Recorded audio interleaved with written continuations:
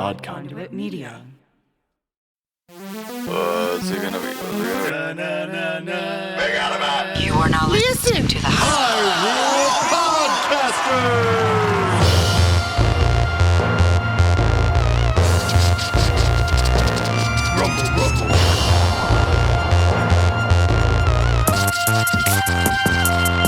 Hey there, fellow Triforce Seekers. Welcome to the inaugural episode of Hyrule Podcasters!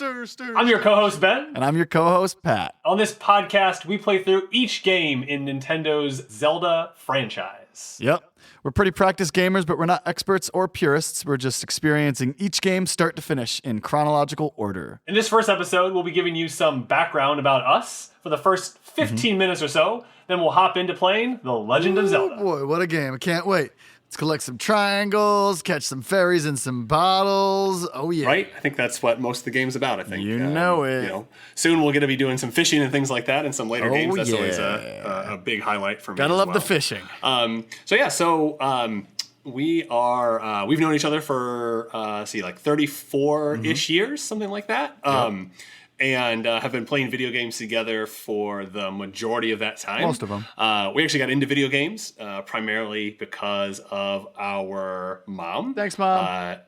Her and our Aunt Becky would play video games after we had gone to bed. They had an NES that they played. I think back in the day, they probably played it on Atari. And they were just kind of like always playing video games around us. And Mom really kind of like introduced video games to us. And, for sure.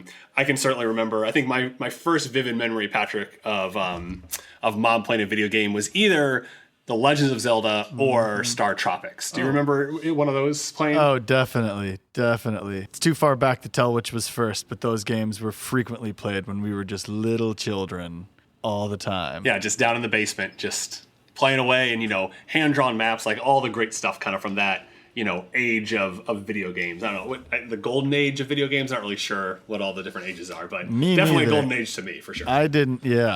Same here. I mean, I remember us being over at grandfather and Nana's and the adults playing NES. Oh, for sure. And I specifically remember being real young and people trying to beat Mario and talking about how good you were at. Yeah, I think that's a family legend at this point. Yeah, I was able to kind of play Mario at a very young age, although I don't think that was anything special that has gone on in my life at all. I'm definitely a very basic video game person, I think, for the most part. You would consider your skill level at basic? Well, I guess that's not right. I don't do it. I did not decide to go into video games.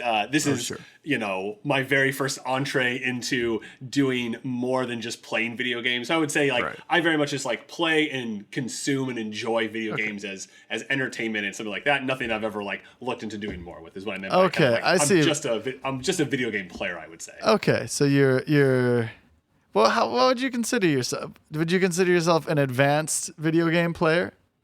Yeah, I would say so. I think, stacked up against, it really depends on the genre and whatnot. Like when it comes to first-person shooters, I am consideredly not very good at those. Fighting games outside of Super Smash Brothers, not very good at those. Yeah, same here. But I have probably beat most games that people think of as kind of the big Nintendo games, right? I've always been a Nintendo person. I've never had a PlayStation, never had an Xbox, really just kind of had a Nintendo. I would say in the last maybe 5 or 6 years, I've gotten a little bit more into some PC gaming. But I'm playing all the old stuff. I play almost nothing new that comes out on PC. I played BioShock after it had been out for 5 years, like things like that, right? I'm always playing games that are, 5 or 6 years old, primarily because I've always had an old computer. That'll do it. And you can't play the newest stuff on older computers usually. So I ended up some of it. That route. I mean, I think that we as kids were Nintendo kids because that's what Mom got and signed up for Nintendo Power, bought all the new Nintendo games, and when PlayStation came out and then later Xbox came out, I feel like we'd already put so much money into Nintendo stuff. We're we're just going to go 100% into this. We also had a computer, but it wasn't necessarily a gaming computer per se. I don't know. We had like The Sims and yeah, definitely The Sims. Definitely Roller Coaster Tycoon. And then I would say you and I in particular. I mean, I can still remember when we got kind of our first. Growing up, we had one television in the house, and I can still remember like the Christmas that like mom and dad got us like our own 17-inch television with a VCR in it, with those, that beautiful like yellow, red, and white, inputs right there in the front. Right in the front. Yeah. And we set up, we got that put in the basement and got to plug in our probably a 64, maybe a GameCube. No. We already had the TV when the GameCube showed up because we went downstairs right away and plugged it in and started playing Luigi's Mansion. Yeah. So yeah, I mean, we certainly did that. And then, as we've gotten older and gone through college and gotten out of college, all that kind of stuff, like, one of the main things that you and I spend a lot of time doing when we get to hang out is playing video games. Everything from, I can still remember, I think, like a year and a half ago when Tetris 99 came out and just like hanging out with you in New York and just like sitting on your bed, chilling, playing Tetris 99 for hours, like just things like that have just been like so much fun. Yeah, buddy. Into it. We did dip into the Sega because that's what was at Grandfather's. Yeah, Nan and Grandfather's. Yeah, the Sega Genesis. But we don't. A lot of Road Rash, Sonic the Hedgehog, Marble Madness. I love Marble Madness. But we pretty much stuck to those games. We got more Sonic games as they came out. My biggest moment with specifically Zelda, I think, because you were like the child video game prodigy. Sure. And I will claim that mantle even if I really don't want to. Within the family, that was like you said, yeah. that was family legend. And I was the little brother of, right? And I got a lot of second player action. I got a lot of I'll beat that for you, Sure. Yeah, absolutely. Yeah. We're drudging up the past. Ben, so for all of our listeners, Ben was a very competitive young boy, and I was always kind of like, I'm not nearly as into competition. Patrick is exceptionally competitive, though, I would say. Sure. But yeah, you're definitely quite competitive. But I think that I ended up playing less video games by myself than you did when we were sharing. And the Game Boy was really a breakout thing for me because that was you couldn't come in, mom couldn't come in and be like, I'm going to help you play this video game. Also, I'll share. I'll give up. I'll be like, yep, that's hard. You do it for me. I was the baby of the family. So like I played into that dynamic as well, gladly. But I mean, how many Game Boys do you have? Oh yeah, that's right. Like how many? I mean, that's really the story, right? When it comes to Game Boys, I mean, you have a whole shoebox full of regular Game Boys, Game Boy Advance, DSs, 3DSs, 2DSs. Yeah, I have the original Game Boy that we used as kids. I've gotten a couple Game Boy Colors, the purple ones, since then, and I have 4 DSs. I just sold a Game Boy 3DS. I still call them Game Boys. I just sold a DS. Is that the cat? Is that the beans? That is. Yeah, I probably have 15 or 16 Game Boys right now. And the Zelda game that came out for that, Link's Awakening, is my favorite Zelda game of the series. Just because I can play through it like at any time. And I was so happy when they made it all pretty and took away the borders between the squares on the map.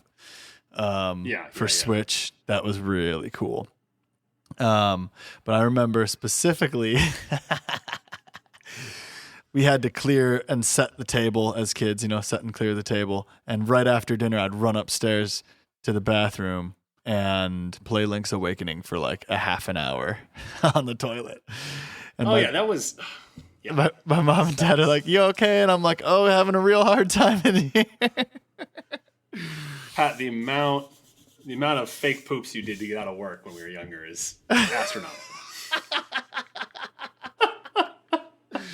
Yeah, and Zelda was one of the first. Hide in the bathroom. I mean, I think that was your real entry into Zelda, right? Would have been the Wind Waker. Yeah. Link's Awakening. Oh, yeah, Link's Awakening. Sorry, yeah, Link's Awakening. And Wind Waker was the first longer Zelda game that I played. Okay. You were off in college or whatever, and I just sat with the GameCube and knocked it out. Yeah, I mean, and I think, I definitely remember playing the Legends of Zelda, the first one. Oh, yeah. I mean, obviously, like, once I was, like, older, I mean, it came out in 86. I was born in 86, so obviously I did not play when it first came out. But then, I remember being a kid playing it and being able to beat it. Yeah, man. And then, obviously... A Link to the Past, which was probably like 92 or 93. Like it was somewhere in there. Yeah. And I know we got a Super NES like pretty early on. Yeah, for sure. Like that was certainly something that we got like nice. Oh yeah, early on. We didn't waste any time with that at all. Yeah, that's where I probably spent the most amount, of my time. Like that was probably the most formidable like game for me in the Zelda series. And then I think you and I would have played Ocarina like somewhat together. Yeah, but see, that was another one of those games that I didn't play a lot of, I don't. Yeah. Cards on the table. I don't enjoy Patrick here. I don't enjoy talking to townspeople, wandering around, trying to go to the thing, but the hill by the this or the that. I get lost easily, and I have no patience for reading. If I wanted to read, I would get a book. RPGs are not my thing, but I can get through Zelda games without really having to talk to that many people. It's just the appropriate amount of interacting, of character interaction. And I'll suffer through the extra stuff just because the games are so good. But I'm really in it for the action and the puzzles and the lore and the music and the artwork. Talking to people really bugs me. So again, we're playing Ocarina, and I'm just like, this is so boring. You got to walk around and talk to everybody in the village to figure out how to get out of there. It's like the first 2 hours of that game is spent doing that for me.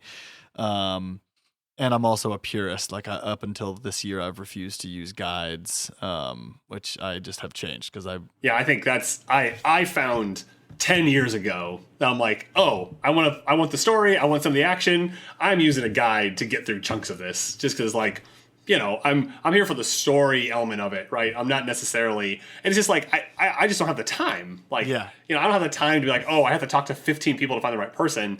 I'm like, I'll just talk to the one person that tells me the right thing, so that way I can keep the main story progressing. I'm definitely not like I gotta go do, like, speaking of like the newest game, Breath of the Wild. I'm not finding every Korok seed. I'm not doing most of the side quests. Like that is not how I'm spending most of my time. I'm pretty much doing the main storyline, and I think just kind of pivoting a bit here to the conceit of this podcast. Really the idea here is we want to play through each of these games one at a time, more than likely in release order. We haven't quite, as lots of new podcasts get into, I'm sure, we're going to be flexible and be able to adjust as things go. But the plan here is to play through these, and really offer like, a narrative storytelling, like as we're going, right? We'll be playing through them together, talking, going through the different puzzles, going through the different dungeons, talking about what we're doing, and really trying to give you, as you're listening, an experience, like you're watching people play, right? I will say, we're definitely kind of, one of the podcasts that I've really enjoyed over the past couple of years is a podcast that's, similar, like in conceit to this. And so the podcast that I've listened to for the past couple years is No One Can Know About This. And it's just these two guys, and they are just playing through the entire Final Fantasy series. And I've just really enjoyed listening to them, even play through games. They're playing through Final Fantasy VIII right now. I never played Final Fantasy VIII, but I still just enjoy hearing them play through the game, right? And we are trying to deliver that same kind of entertainment here with the Zelda franchise, another beloved franchise that is on its 35-year anniversary, which 35 years normally isn't anything, but last year they kind of kicked it off with Mario's 35th anniversary, and so we figured, well, it's a great time to kind of delve back into Zelda, and so that's what we're going to be doing here. Yeah, buddy. And as I said before, I don't like talking to the townsfolk. I'm not going to be ashamed. I refuse to any longer be ashamed of my downfalls in video games. I'm going to complain about the map and use a guide if I feel like it, because I am now, how old am I? Am I 33? you were born in 87, so yeah, you turned 33 in 2002 or 2020. You turned 33. God!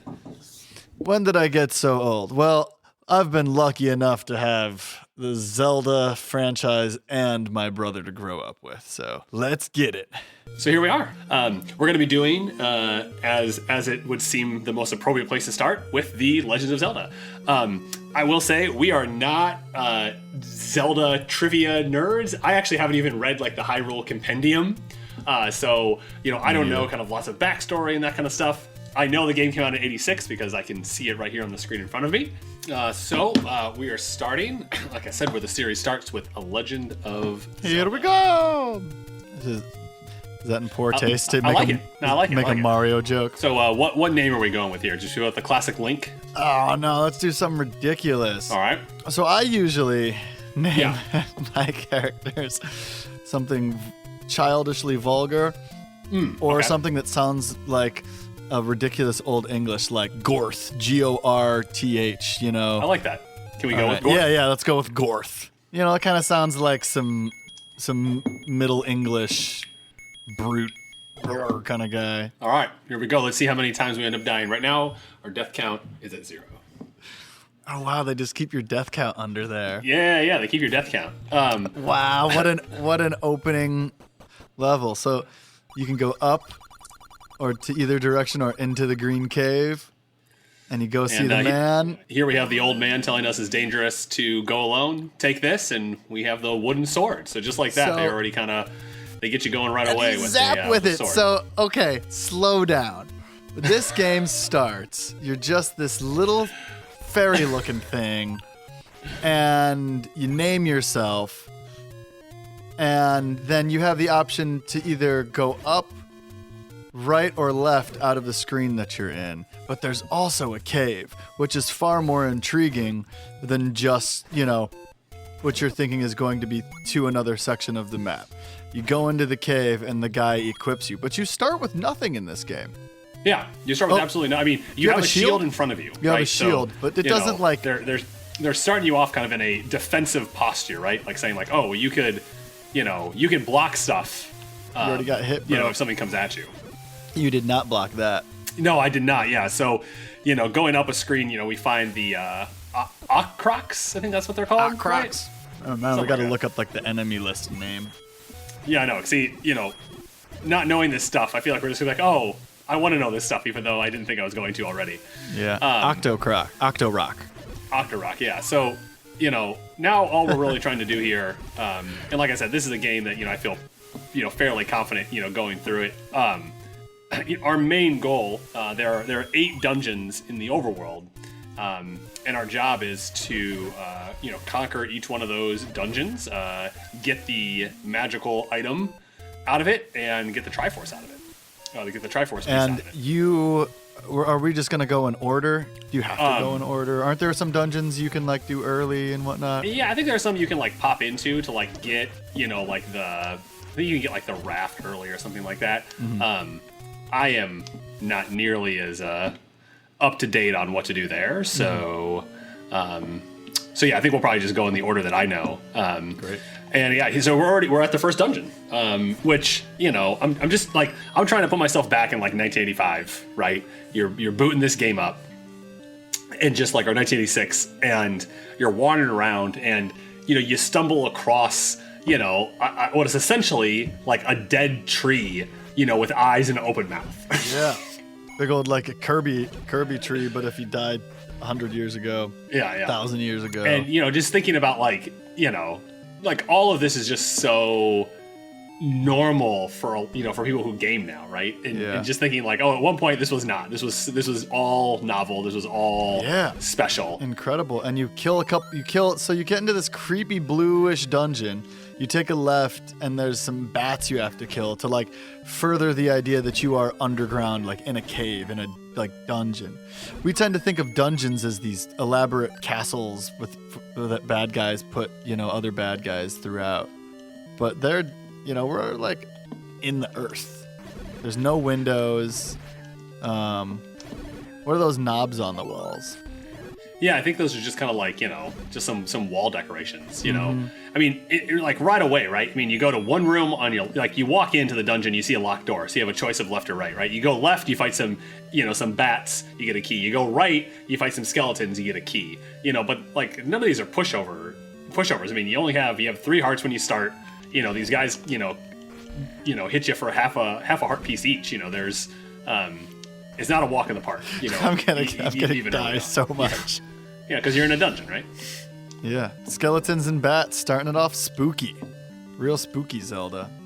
It's so crazy how these characters have morphed into their modern day versions. Yeah, but you can see like the bones are there, right? The bones are. Yeah. Oh, and the bats aren't called bats; they're called keys, right? Yeah. Keeses. So then we enter into like the first room here where the door actually closes behind you, and there's like 10 bats or 10 keeses here like in the room, trying to attack you. And if you hadn't picked up an extra key earlier, you kind of be stuck in this room until you kill everything. And then you're in this room where there's just like, there's just like little green dots is like on the screen, and there's just a block right in the middle of it, which is just it just tempts you to push it. Like, how can you not push a block that's just sitting there? But again, like in 1980s, like we think to push blocks all the time, right? Because that's the thing you do. We know. You push blocks. But like in 86 where you're like, oh yeah, I should push blocks. Like I don't know. So I know. It's such a Zelda thing too. In Soul Calibur 2 for GameCube, the hidden character is Link, specific to GameCube, and one of his moves is that he like hits you and then hops around you and pushes you like he's pushing a block. There are like few things as iconic as pushing a block in the early Zeldas. But like you said, you wouldn't know to do that, Yeah. And so now we're running into our second kind of like old man here. So the first old man gave us a sword, and this old man is telling us the eastmost peninsula is the seas. Who are these old guys? They're like sages and wise men in every Zelda game. Yeah. But I mean, these are definitely in like the crappiest positions compared to some of their like brethren, I feel like. This dude lived in a dungeon. The first dude is just living in a cave. Yeah. That's raw. Yeah. That's no way to live. So we just got the map, which kind of opens map. up, we can see kind of like what we're here in the middle of, kind of like a elongated plus sign. It's kind of what this first one looks like. Yeah. And again, like just trying to so here we have our first new bad guy that we've seen. And so these guys throw boomerangs. Yeah, they're little I am actually fat dudes. Close to... Okay, I just died. There we go. Bloop. Classic. So when we were kids, our rule was you play until you die or until you beat 2 levels. That didn't really work for Zelda. No. Though, because, you die frequently and the levels are really long. Right. So Zelda's kind of always been a game that you can just like pass back and forth, but you need like a mutual understanding to do that. But I feel like it's one of those things where like if you died, you're definitely giving up control. Yeah, definitely. Yeah. Oh yeah, for sure. But I died constantly, whereas you died barely at all. It probably would have been more equitable, to be like, Patrick, everybody gets to play for 10 minutes, Sure. For Zelda at least. Right now we're playing over emulators and ROMs distant from each other, not only because we live in different states, but because we can't hang out right now. Because COVID-19 is ravaging the globe. Right. Yeah. We are starting this project at the height of the pandemic. When COVID is at its worst. And maybe one day somebody will be listening to this and this pandemic will be a distant memory. But right now we're adapting. Ooh, did you just get a bow? Yeah, I just got the bow. So this is interesting. The game kind of switches from an overhead view to a side-scroller view without actually changing what Link looks like. You're right. Yeah, I never really thought it's about really that. crazy. Yeah. You go down a ladder and you walk along a floor, and then you walk up a ladder to a platform to get the bow. And it has totally shifted from aerial view to side view, but Link never changes the way he looks because he stands upright as he walks along, despite the aerial view. Yeah, so, we get the bow in the first level, but what you don't get is you don't get arrows. And then you're in this room, which I I think you're with moblins. I think those with those things that throw the boomerangs. I would say those are moblins.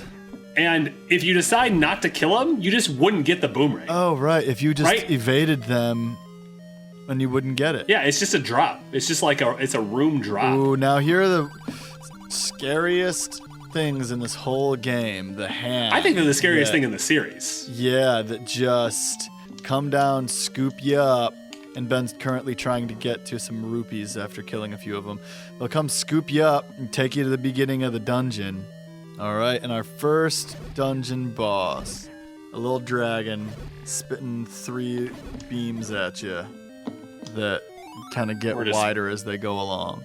Bang, knocked him out with a little sword shoot zappy, and hooking around to the first little piece of the Triforce. And there you go. Yeah, so that's level 1. Like I said, it's most of the dungeons here at the start at least are, take a couple minutes to get through. The further along you get, especially, assuming we get to Death Mountain kind of in this like initial like run,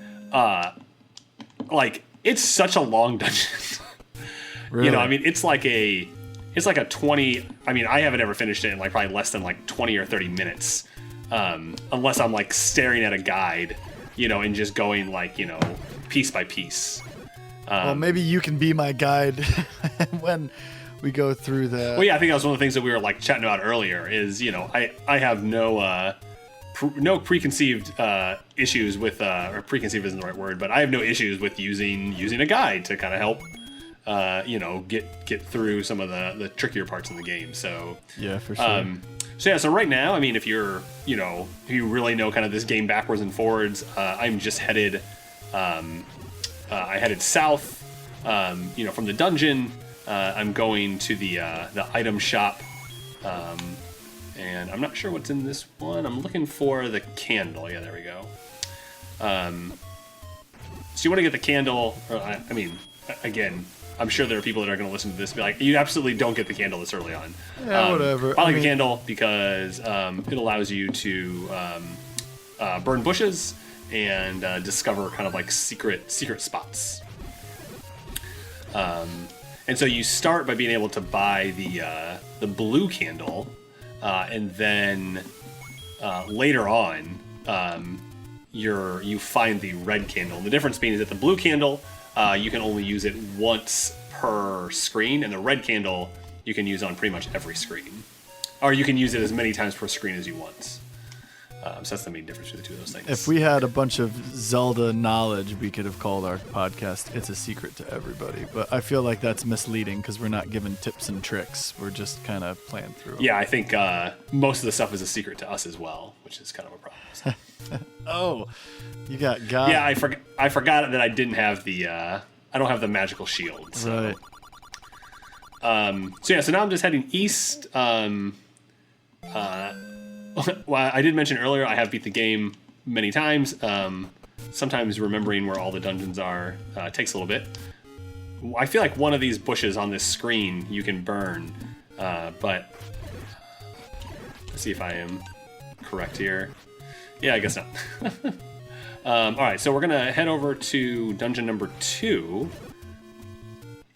And so when we get there, so now we have you know what, actually these might be moblins. I think the other ones are called Goomas? I think they start with a G. Yeah. I don't know, I think you got a... Moblin, a fairly common enemy. They're a well-balanced threat.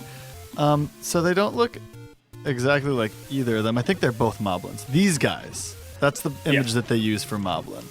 Stalfos is what the skeletons are called. Stalfos. Maybe it's like Stalfos. All right, so we managed to get to the second dungeon here, climbing up this like big impressive stair set. And now this one looks more like a dungeon, right? Like there's metal guards on either side. There's a mouth entrance. They definitely go with the mouth theme for all the entrances. You know what I mean? Yeah, that's good. Step into the maw. You know what the hands are called? I don't. Wallmaster. Yeah, that sounds. So just killed a new enemy there. Those are the snakes, which I'm sure have a much cooler name than the snakes. One of the nice things about this game is that, keys that you get in one dungeon, you can carry over to another dungeon. You can also buy keys in the overworld in some spots. Kind of saves which is something that they changed for later games. Yeah, that you can't do that in later games. You can still do that in Link's Awakening, I think, the original one. Yeah. Yeah, because I remember I'd get a key in the first dungeon and use this cheat to hop through it, and then I'd have extra keys the whole game. Yeah, they also have the in this game they have the thing that stops time, which is kind of nice. Oh, the clock that you get, and everybody, the enemies just kind of freeze.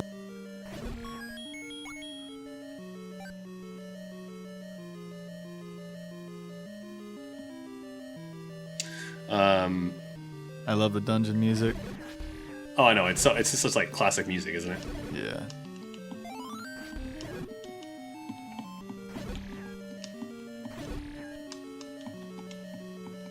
Oh yeah, that's another thing that they had gotten rid of, or that they have in this game. So so there are times when I always think of it as killing the captain.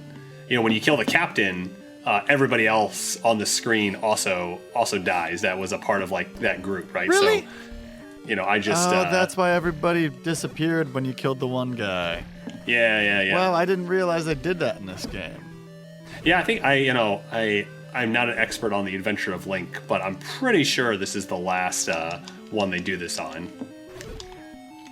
Oh yeah, the Adventure of Link. I'm anything but an expert. There we go. Yeah, I mean it's a tough game. Yeah, so that was the room that has the blue version of the people who throw the moblins. I think they're all moblins. You think they're all moblins? Okay, well we'll just go with that. I could say our listeners could correct us, but we're gonna probably beat this game before we release any podcast, so they won't be able to correct us, at least not in real time. Nope. Yeah, and then one of the other nice things about this game is right from the bat, if you have full heart containers, they give you if you have full heart containers, you can shoot energy out of your sword. Yeah, which is just such a nice little. It's just a nice little bonus, kind of. I beat the first boss, that way by just kind of standing in the corner, and just kind of firing off laser beams at his head. Yeah, knock him out. There's a little bit of that in the other games, right? Most I games think it's have after that. you've Breath of the Wild upgraded doesn't. a sword or something like that. I think you mixed your sports metaphors. You said Did I? From the bat, and I believe it's from the jump, which I'm assuming is a basketball metaphor, and off the bat, which is a baseball That seems right. metaphor. All right, so the benefit of getting this room done is you actually get an upgraded boomerang, but I am really struggling in this room. Yeah, they got you again. All right, and here we go. Yeah, just hopping right back in. Sorry about that. No, not sorry about the death, but we are definitely going to die sometimes. But got back into the room, and I now have the magical boomerang, which has the very nice property of being able to go the entire length of the screen. Wow, that's such an upgrade so quick. Yeah, and I mean that's the thing. They give this to you, second. Now, what I think would actually happen is if you get to this dungeon, right? If you didn't get the boomerang the first time, I wonder if you would get you'd get it this time instead, right? Oh, that's an interesting. Maybe that's the idea. Is we're gonna give you, this really useful weapon. We're gonna give you 2 shots essentially at getting this useful weapon. So, all right. So what do you see? So we just beat. We're in this room that's like a sand-covered floor, and there was this fireball looking thing attacking me. Yeah, like a snake made up of little fireballs, and there were 2 snakes. Dungeon number 2 also is kind of interesting because it's when you're in it, there are multiple opportunities to either kind of use keys, or you can just keep blowing up walls, right? And in fact, we just ran into another old man who says, Dodongo dislikes smoke. And your job from that is to figure out that, what that means is that I should use bombs and put them in Dodongo's mouth, which, I mean, I get you only have so many lines when you're translate over from Japanese and stuff, but that's cryptic. That would be, I think most people would find that tough to, realize what they might be referring to. Yeah, maybe. I mean, you got a lantern that could cause smoke and bombs that could cause smoke. Those are your two options there. That's true. All right, so we just got our 8 bombs fighting these boomerang wielding baddies. They also give you 4 bombs when you clear that room, so I think they're really trying to teach you how to do this. So all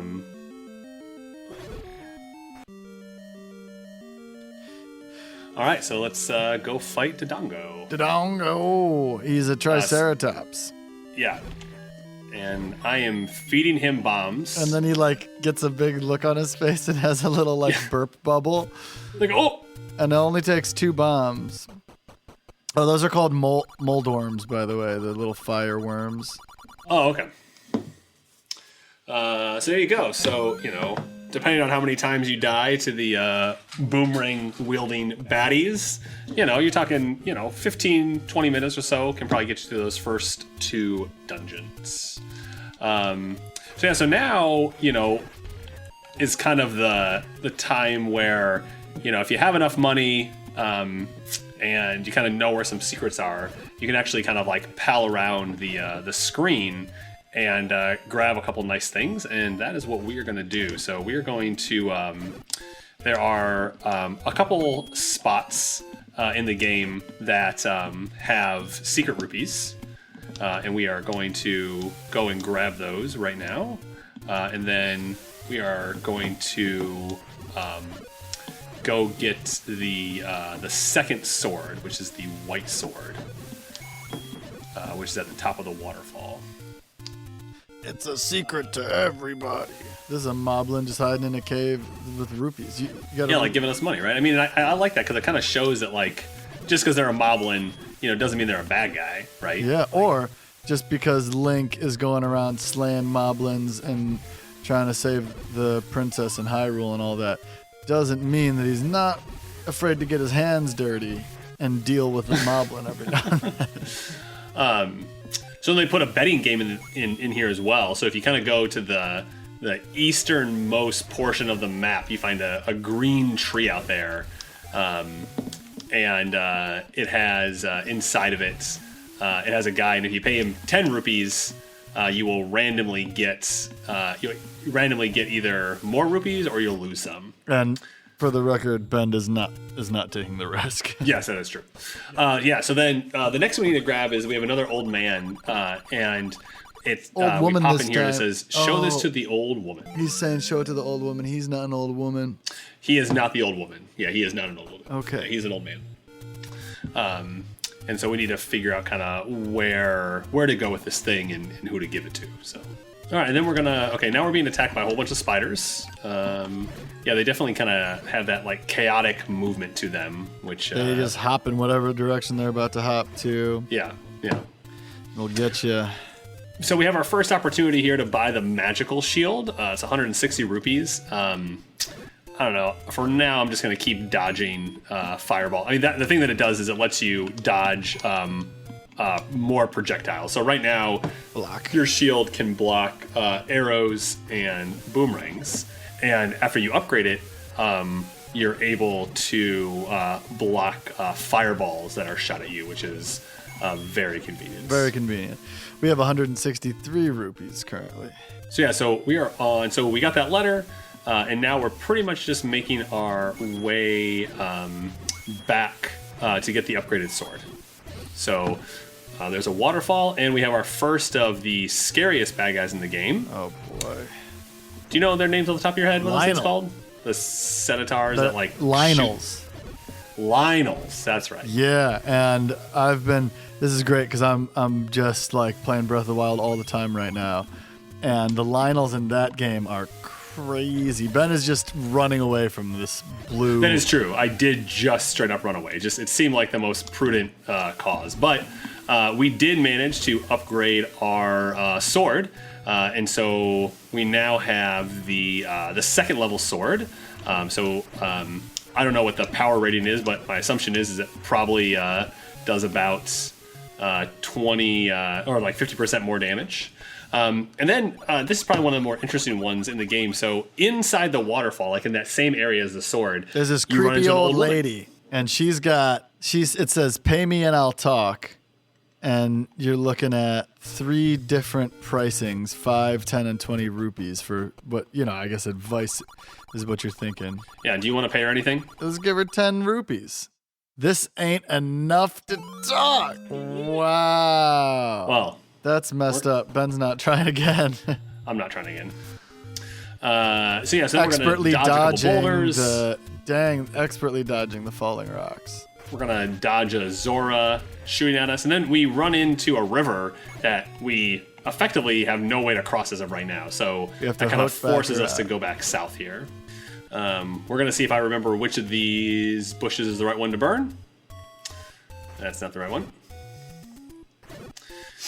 You got to leave the screen and come back here because you can only use your flame Right, once. Yeah, I can use it once per screen until I have the red one. Yeah, so see the blue Crocs was used to take 2 hits, now only take 1 hit to kill. So that's not the right spot. You think I remember when we talked about doing this, and I was like, oh yeah, like I know where, like I remember where everything is, and I definitely don't remember where everything is. Well, that's impressive. So he's going around burning random bushes. Well, not completely random, but it's just a crazy thing that this game just had. Like, isn't there a dungeon entrance that's just a bush that you have to burn? Yeah, it's like number 7, I think. Like, it's what? Just like, how are you supposed to know that? I mean, I guess an old wise man might say something to you. This is sexist. I keep calling the old guys old wise man, and I keep calling the old women crazy old ladies. I mean, that's the patriarchy, man. That's just like the patriarchy screaming in your face. We gotta, first of all, crazy isn't an appropriate word to be using. There's a lot of people that suffer from mental illness who probably won't appreciate that. Second of all, there's another wise old lady, and she doesn't want anything. So we gave her that blue piece of paper that the other guy gave us, and now she's selling us dope medicine. So we got a choice between red and blue. We should be reading this dialogue, like in voices and character. Oh yeah, I guess I should probably read Oh yeah, do we want to kind of figure out like some voices for some people? Yeah, I'll do Link. Get it? Uh-huh.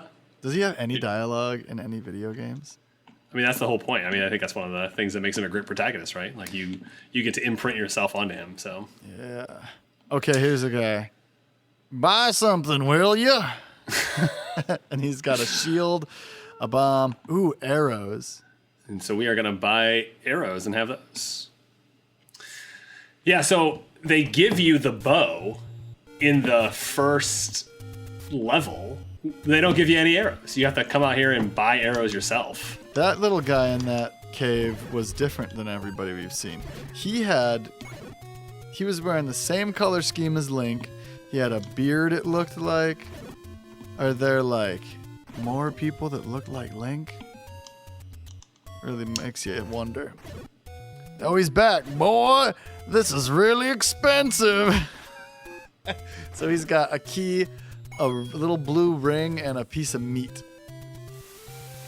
And we're gonna need that piece of meat later, and ideally have the ring later, but don't have quite enough gold. We're sitting at rupees. We're sitting at 43 rupees right now. We spent all our money, and we gotta go kill some moblins to get it back, or go to more secret rupee spots. Apparently, you know where all that stuff is, Ben. I'm trying. So now we're just gonna head back, and we're gonna head down to dungeon number 3. Going south. Right into another metal dungeon looking thing. Something's mouth. This one's all green. And Link's skin tone is mucho different now.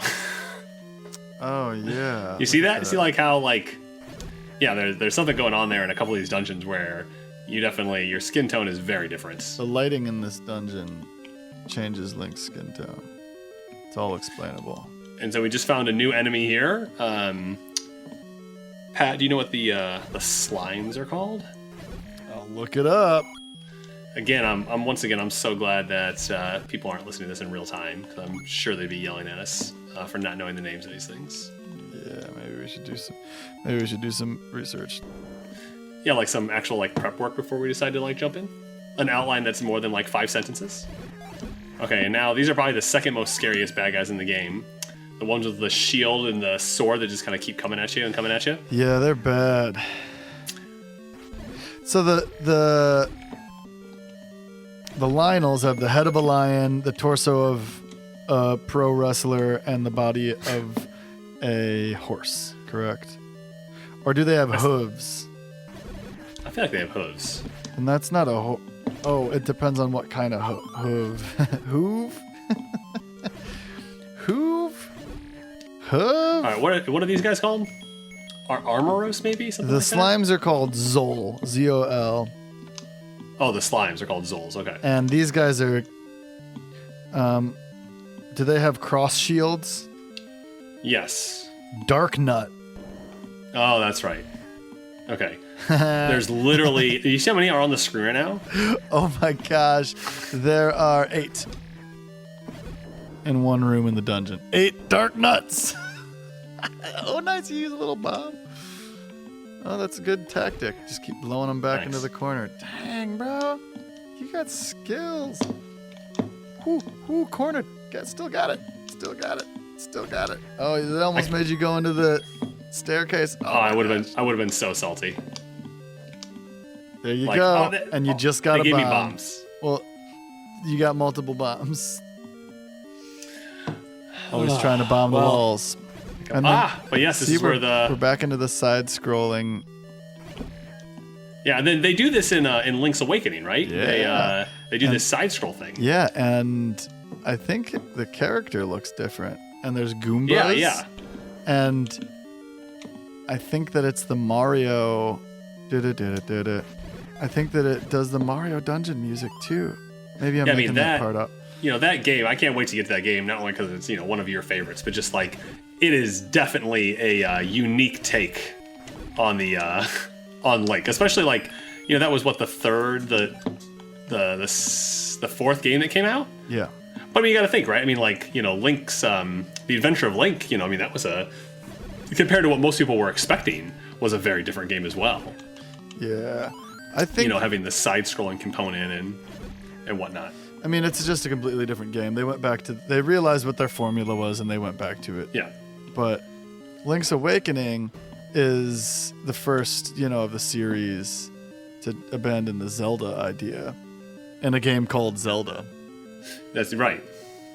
And they then, I guess like Wind Waker and all those don't have Zelda in them. And Link's Awakening is probably in that timeline. Did you get the sword from the old man on top of the waterfall? Asks the old guy in the dungeon. The answer is yes. We already did that. Yes, we did. We knew about that. This dungeon is much harder if you have the wooden sword. Those Dark Nuts take they already take either 3 or 4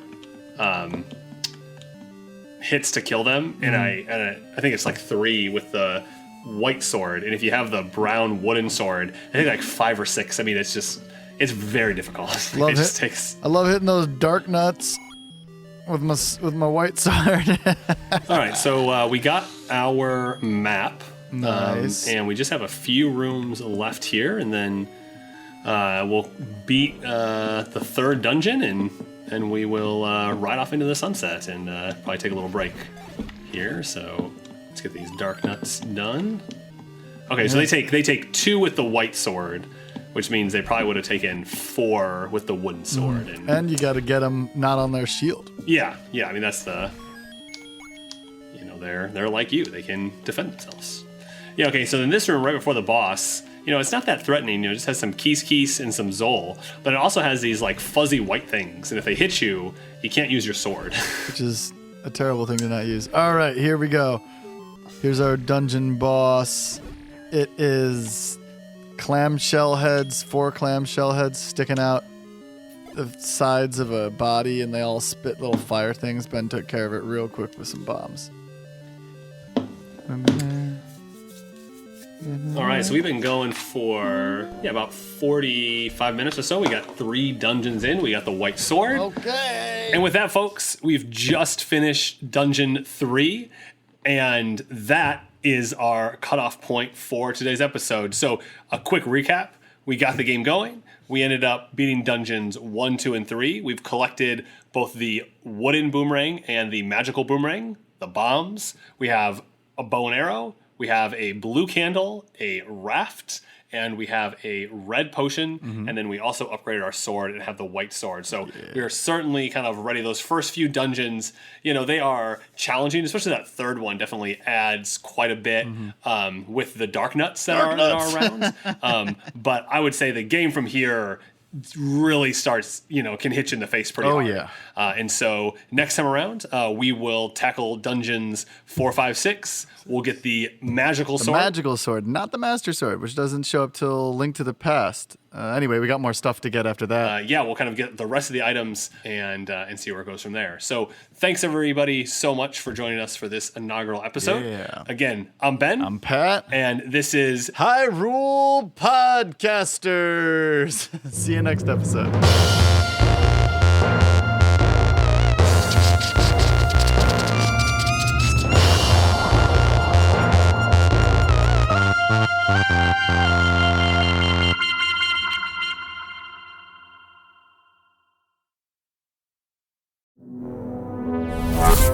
Odd Conduit. Media.